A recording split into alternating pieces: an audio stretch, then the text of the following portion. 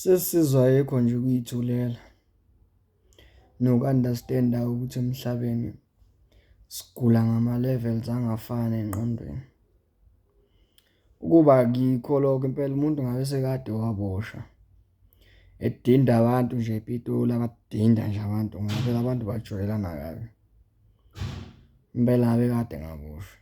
Kodwa ngenxa yokuthi ngiya-understand ukuthi hhayi, azidonsi ngokufana kwi-network. Uyazi nawe u-M_T_N udonsa ngendlela yawo network ey'ndaweni ezahlukene. No-Vodacom no-Telkom nawo udonsa nje ngendlela yawo nje ehlukile. Phela impela ukuba akukona lokho, hhayi, ngabe sesidonsa o-5 years emajele. Hawu, ngaphandle kokuyithulela ngabe sesigula impela nje. Hawu, ngabe sesaboshwa Nkosi yami.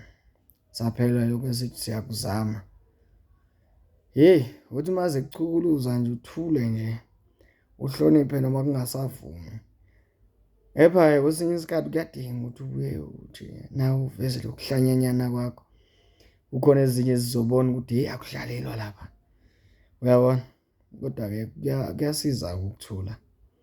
Ukuthula nje, bekuse phansi ikhanda.